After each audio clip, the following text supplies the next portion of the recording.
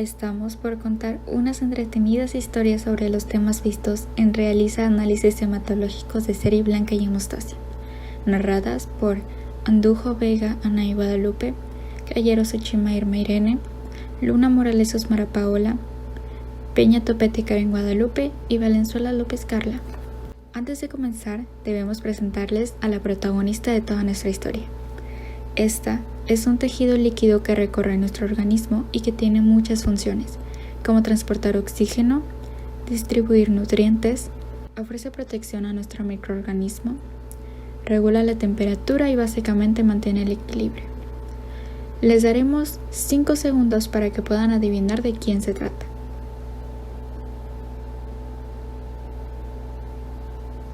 Bien, es la sangre. Si no adivinaste, no te desanimes.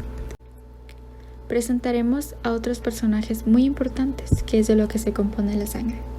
Y estos son el plasma, los glóbulos rojos, de apodo eritrocitos, que son células abundantes de la sangre y estos solo viven 120 días.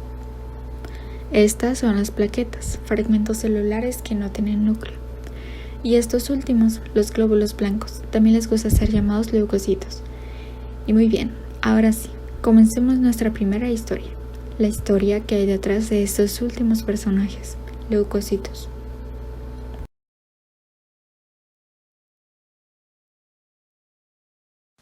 Érase una vez en el cuerpo humano donde existían unas defensas llamadas leucocitos, en el cual su función era destruir agentes patógenos, a los cuales les llamaremos los villanos de esta historia. Los leucocitos se dividían siempre en dos grupos, uno llamado granulocitos y el otro llamado agranulocitos. Dentro de este grupo, granulocitos, se encontraban los neutrófilos. Ellos son los leucocitos más abundantes en el cuerpo. Estos mismos ayudan a localizar y neutralizar todas esas bacterias que se encuentran en los tejidos. Los neutrófilos tienen un aspecto de color púrpura con 2 a 5 lóbulos, al igual que tienen un tamaño de 10 a 12 micras. En este grupo también se encontraban los eosinófilos. Ellos intervienen cuando el cuerpo detecta alguna alerta de alergia. Ellos las combaten al activar sustancias extrañas, las cuales no son dañinas para el cuerpo humano. Los eosinófilos tienen un aspecto de puntos rojos con un citoplasma rosado, al igual que tienen lóbulos segmentados. El último integrante de este grupo son los basófilos. Estos, al igual que los eosinófilos, tienen la función de intervenir cuando en el cuerpo hay una alergia. Ellos tienen muchos gránulos que hacen que a veces sea difícil de observar su núcleo y miden aproximadamente unas 10 micras. En el otro grupo, llamado agranulocitos, está integrado por los monocitos, los cuales son defensores y destruyen a todas esas células dañadas e infectadas. Estos tienen una forma de riñón color púrpura, los cuales cuentan con un tamaño de 10 a 12 micras. El otro integrante de este grupo son los linfocitos, los cuales tienen un aspecto muy fácil de ubicar, ya que cuentan con un núcleo redondo, color un poco morado o azul, y miden aproximadamente 6 a 8 micras. Todos estos integrantes tienen un nacimiento en la médula ósea. Si el cuerpo humano se encuentra con cantidades bajas o altas, a las cuales normalmente debería de haber en el cuerpo, se ubica como una posible alerta de enfermedades, las cuales deben de ser tratadas a tiempo. Para poder contar con una valoración correcta de diferencial leucocitario, la cual es un estudio de laboratorio que forma parte de biometría hemática, que tiene una utilidad de valoración de una infección o inflamación, al igual que monitorea padecimientos sanguíneos como la leucemia. Sus propiedades. La quimiotaxis es la atracción química que tienen los fagocitos y estos pueden ser productos microbianos, componentes de los leucocitos y de las células tisulares que se encuentran dañadas. Después continúa con la diapédesis, que estos son los fagocitos que se adhieren a las superficies de los endotelios y ruedan sobre ellos hasta encontrarse una salida entre la unión de las células endoteliales. Se continúa con el movimiento ameboide, que se produce por la formación de pseudópodos que se extienden y se retraen para desplazar a la célula. Para continuar con la fagocitosis. Aquí los neutrófilos y macrófagos participan en la fagocitosis. Estos pueden ingerir bacterias y desechos de materia inanimada.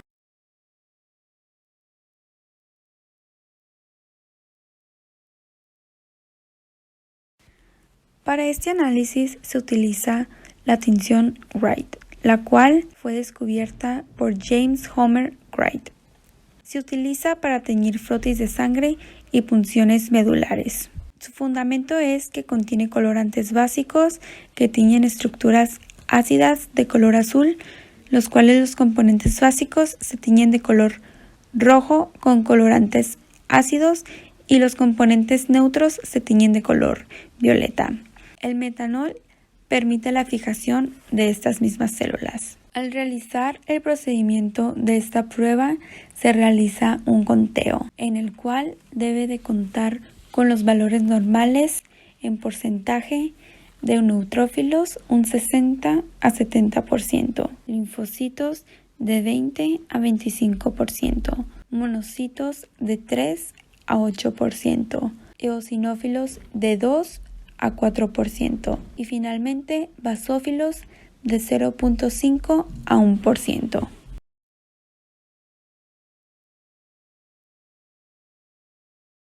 Como bien sabemos, en la mayoría de las historias y en los cuentos existe un personaje malo, por así decirlo. En esta ocasión, el villano de nuestra historia lleva por nombre leucemia. Este villano es el cáncer de los tejidos de la sangre y desafortunadamente es el tipo de cáncer infantil más común. Este se desarrolla en las células madre de la médula ósea. Aún no están totalmente claras las causas de la presencia de este villano o el por qué es el cáncer más común en los niños, pero un factor podría ser que las leucemias son causadas muchas veces por solo una o dos modificaciones del ADN, mientras que la mayoría de los otros cánceres requieren muchos cambios, lo que favorece el desarrollo de la leucemia más que otro tipo de cáncer. A pesar de que este villano afecta más a los niños, la mayoría de los pacientes de leucemia son adultos. Una vez que la leucemia avanza, las células dañadas se reproducen en la sangre y en la médula ósea, hasta que ocupan todo el espacio y todos los recursos. Cuando la médula ósea ya no puede producir la cantidad necesaria de células funcionales, es ahí cuando verdaderamente las cosas comienzan a complicarse, porque la sangre se escasea. Eso significa que los glóbulos rojos disminuyen y por lo tanto los músculos no reciben suficiente oxígeno. También las plaquetas disminuyen y las pocas que quedan pues no son suficientes para reparar heridas. Y también la escasez de leucocitos funcionales deteriora las células dañadas, aumentando así el riesgo de infecciones. Las leucemias se clasifican en agudas, crónicas, linfocíticas y mielocíticas. Una gran diferencia que hay entre las leucemias agudas y las leucemias crónicas es que las agudas avanzan rápidamente y las crónicas se desarrollan de manera lenta. Existen varios tipos de este villano, entre ellos están la leucemia linfocítica aguda, que es más frecuente en niños, la leucemia mieloide aguda, que afecta a niños y a adultos, la leucemia linfocítica crónica, que es más frecuente en adultos mayores, la leucemia mielocítica crónica, que afecta principalmente a los adultos.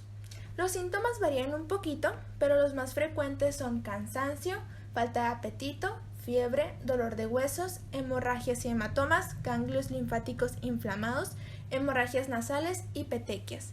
Pero bueno, ¿cómo podemos tratar a este villano?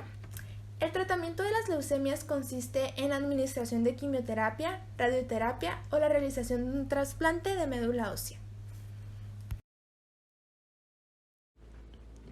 El superhéroe hemostasia. Érase una vez, en un lugar llamado Vasos Sanguíneos, había un grave problema, y llamaron al superhéroe hemostasia para que salvara el día, ya que su función principal era mantener la sangre en un estado líquido, fluido para que permitiera la circulación en los vasos sanguíneos y suprimir la salida de sangre desde el espacio intravascular a través de un vaso lesionado. Hemostasia, al escuchar su llamado, acudió rápidamente, ya que su tarea debe realizarse de manera rápida y si llegaba a fallar podría provocar que el enemigo trombosis o hemorragia llegaran. Para que Hemostasia cumpliera su deber, pasa por diversas fases. Número 1, fase vascular. Número 2, fase plaquetaria.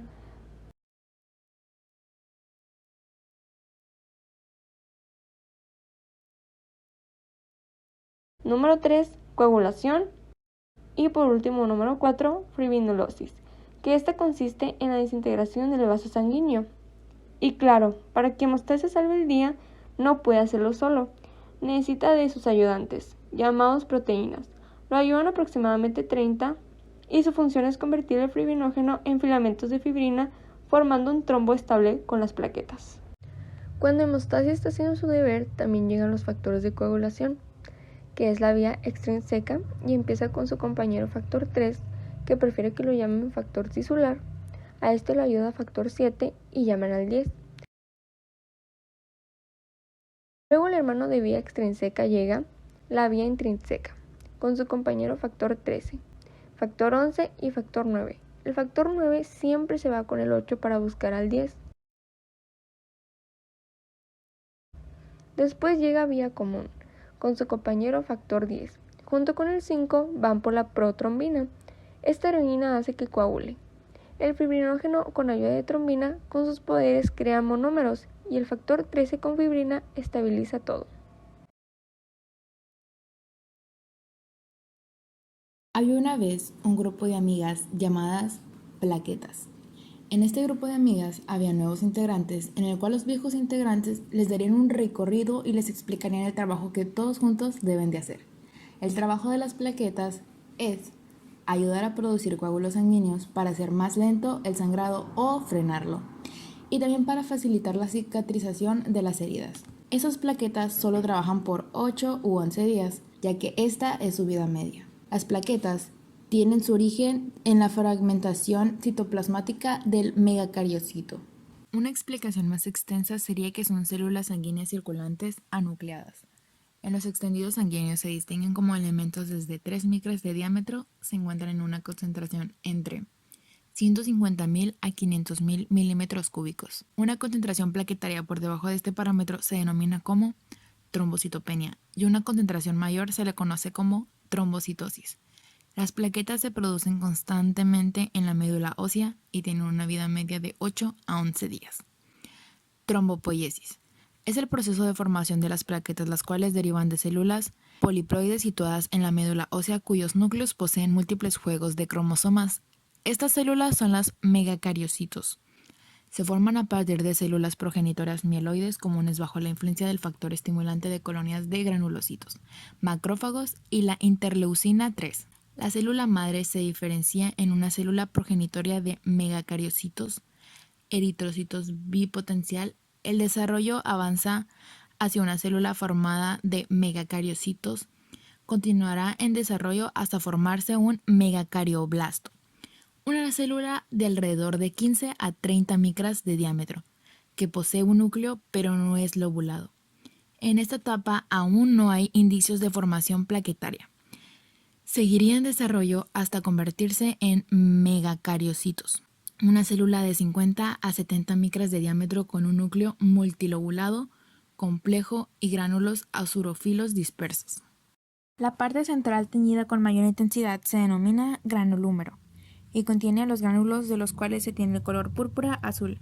En cambio la periferia aparece más pálida, se le conoce como yalúmero y no contiene gránulos. El microscopio de transmisión ha permitido la observación de la organización estructural del citoplasma plaquetario, el cual se divide en 4 zonas. 1. Zona periférica, membrana celular cubierta con una gruesa capa superficial de glucocáliz compuesta por glucoproteínas, glucosaminoglucanos y factores de coagulación. 2. Zona estructural. Forma una red sostén para la membrana plasmática, ya que se encuentran elementos estructurales como microtúbulos, filamentos de actina, miosina y proteínas fijadores de actina. 3. Zonas de gránulos. Centro de plaquetas contiene mitocondrias, peroxisomas y 3 tipos de gránulos que comentaremos más adelante. 4. Zona de membrana compuesta por el sistema canicular abierto, que es un resto reglamentario de los canales de demarcación plaquetaria y por el sistema tubular. Esto sirve como depósito para los iones de calcio. Las plaquetas contienen 3 tipos de gránulos. Alfa son las más abundantes y contienen fibrógeno, factores de coagulación, plasminógeno, inhibidor del activador del plasminógeno y factor de crecimiento derivado de plaquetas. El contenido de estos gránulos tiene un papel importante en la fase inicial de la reparación vascular, coagulación sanguínea y aglomeración plaquetaria. Delta. Son menos abundantes y más pequeños, pero tienen una densidad mayor. Contienen ADP, ATP, serotonina e histamina, facilitando así la adhesión plaquetaria y vasoconstricción en el sitio de lesión vascular. Lambda. Son semejantes a los lisosomas de otras células. Contienen enzimas hidrolíticas, por lo que su contenido actúa en la reabsorción del coágulo durante las etapas avanzadas de la reparación vascular de las plaquetas. Intervienen en la hemostasia, una respuesta fisiológica normal del cuerpo humano que evita una pérdida significativa de sangre tras una lesión vascular. Los trombocitos se encuentran constantemente inspeccionando el revestimiento endotelial en busca de lesiones ante alguna rotura o lesión de un vaso sanguíneo. El tejido conjuntivo expuesto en el sitio del daño promueve la división plaquetaria, por lo que en condiciones normales las plaquetas circulantes no muestran tendencias a adherirse entre sí o a paredes del vaso ante una lesión de la pared vascular. Queda expuesta a la parte de la matriz celular formada por las células endoteliales que contienen fibras de colágeno y factor von Willebrand.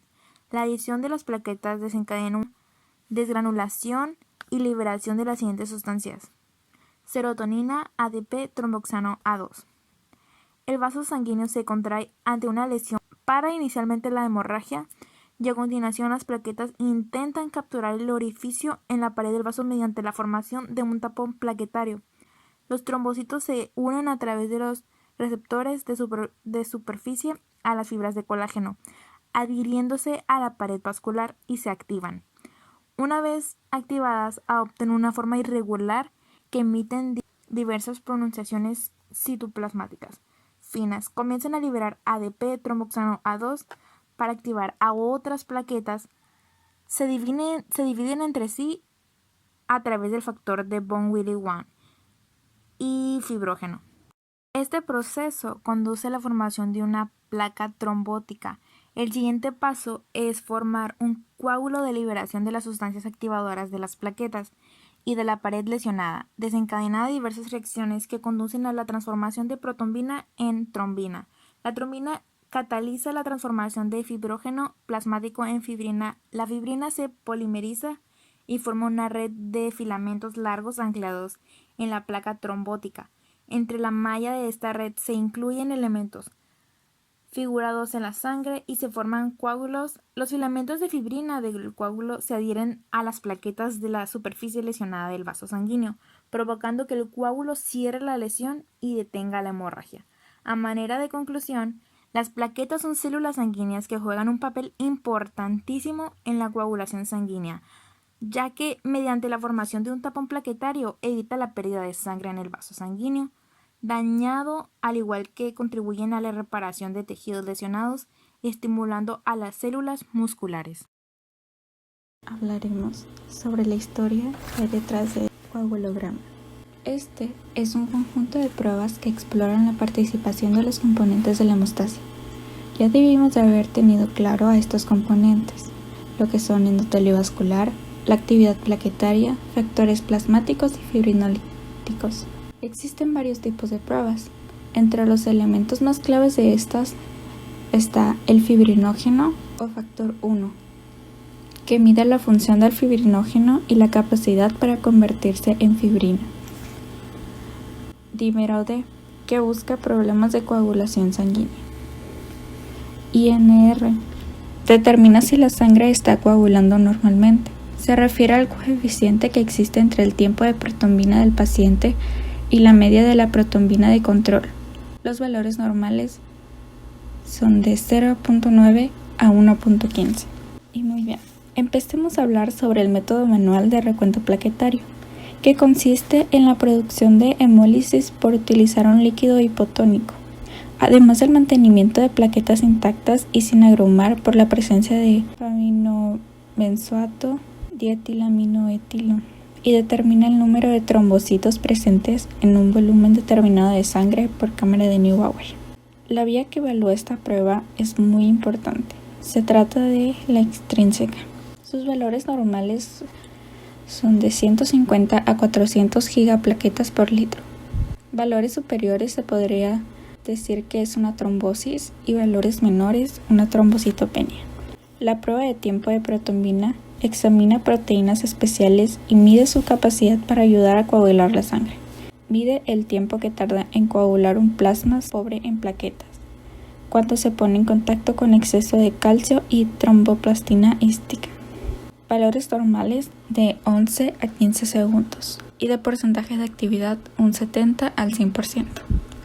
El aumento de actividad puede deberse a hepatitis, coagulación intravascular diseminada o obstrucción en las vías biliares. Y la prueba de tiempo de tromboplastina parcial activada mide el tiempo que tarda en coagular un plasma pobre en plaquetas tras una recalcificación en presencia de un sustituto del factor 3 y corresponde desde el tiempo transcurrido desde la adicción del cloruro de calcio hasta la formación del coágulo de la fibrina. Los valores normales son entre 30 y 40 segundos. Tiempo superior se considera alargado. Y se usa para detectar déficits de los factores de coagulación de la vía extrínseca. Por nuestra parte, ha sido todo. Gracias.